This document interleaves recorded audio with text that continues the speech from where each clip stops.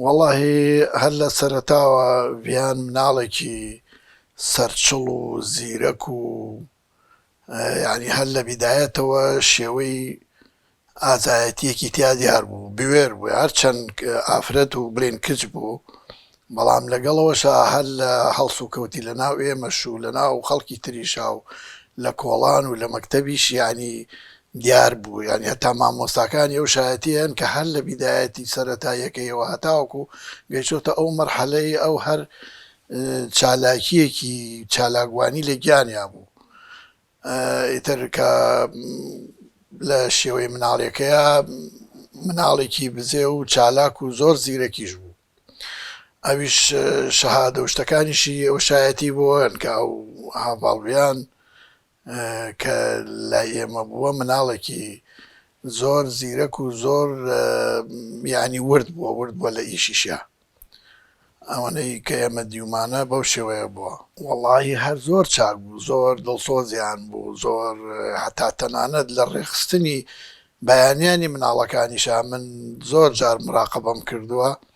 زۆر زۆر زیرەک بوو ئیتیمامی بە مناڵ و برا و کەسەکانی زۆرە بە تایبەتی باوکی و دایکی و ئەمانە دایما ئاگام لێ بووە ینی هەستی بەوە کردووە کە پێویستە خزمەتیان کە هەر لە مناڵیەوە مەسەڵەن هەر لە کاتێکە باوکی هەڵسایە دایکی ئیشێکی پێی وایە لە هەمویان گوێڕایاڵتر بوو بۆیان ورد ورد سەیرمانە کرد ئەم سیانە زیاتر هۆگری یەکە بوون خالید و ئاواز و لەیلا کە بەڤیان مەشهورە زیاتر ئالوودەی یەکە بوون بەیەکەوە ئەچوون بۆ کۆڕ و کۆبوونەوەکان زیاتر کۆڕ و کۆبوونەوەی جەماهیری فەنی ئەوانە هەستم پێ کرد کە ئەویان لێپیا بوو ئیستش دوانیان ماوە خۆ لێرە کە هەستمانە کرد کە عیلاقەیەک هەیە لە ژێرەوە لە برایەتی و خوشکایەتێکە زیاتر کە بەستونی بەیەکە و زیاتر هاتوچۆی ئەو شوێنانانە کرد من هەستمە کرد کە شتێک هەیە بەس ینی تەسەور مەکرد کە ئەمانە خەریکی ئایا هونەر بێ یا لە ڕێی سیاسەتی کوردایەتیەوە بێ شتێک هەیە بەستونی بەیەکەوە وا زیاتر کە ڕای شەوەستان زیاتر بە تەریکی قسەی ورد و درشتی خۆیانیان پێکەوە ئاکرد هەستە کرد ئەوەی کە دنیای دیبوو هەستێ کرد کە ئەم سیانە شتێک هەیە لە بابەتێک هەیە کە لەسەری ڕێکن لە ڕوانگەی شەهید بوونەکەیەوە شەهید بوون بە هەر شێوەیە بێ لە پێناوی گەلی کووردا شتێکی بەرزە نرخێنێت بە تایبەتی لە عایلەکەی خۆیان خۆ ئەم کچە نەچووە بۆ کاسبی یا بۆ کۆمپانیا چۆ خوێنی خۆی بەختکایتر لە هەر شوێنێک و لە هەر جۆرێک و بە هەر شێوەیەک بێ ئەو لە ڕێگەی خەباتا بووە چۆن کابراڵێ لە ژێر فەرمانە بووە لە ژێر فەرمانی کوردایەتیا بۆ وای لە هاتۆی مەشانازی پێواکەین یعنی شەهید ئەم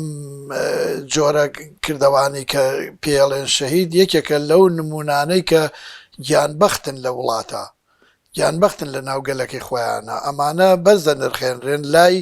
پیاوی زانا و هەستکردن بە کوردایەتیە گینە هیوایشەیە دەستی هەیە لە شەهیدکردنی خەڵکە بەڵام ئەوەی کە هەستی هەیە و هەستی کوردایەتی هەیە و خۆی بە کوردێکی دڵسۆزە زانێ هەیکەلێکی بۆ دروست کردوون لە دڵی خۆیان ینیسا من هەر لەیلا ناکە بڵێن خوشکە زامە زۆران لە شەهیدەکانی تر لە هەر شوێنە شەهید بوو بێتن من لە دڵی خۆمە هەیکەلێکم بۆ کردووە کە ئەمە جێگەی هەتا حەدی عیبادەت یعنی ئەوەنە پیرۆزن لام وەڵاهی جا ئەوە چۆن تۆ تەلەبەیەک قوتابیە گەچێتە مەکتەب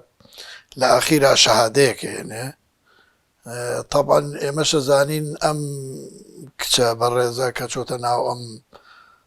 ڕێگەی هەڵبژاردووە و یەکەم ئەو شەوە زەنگەی شکان کە ئەڵێن ئافرەت ناتوانێت ئەو شتانە بکە ئەو دەسیایە چەکێک لە ڕێگەیەکا کە زۆر دوور و درێژە و کەم پیا و جورئەتی ئەوواکە کە هەڵی گرێ گەیشتۆتە قیمەی تێگەیشتن و ئەو فکرەیە چۆتە ناخێەوە کە کوردایەتیە طبعا لای ئێمەش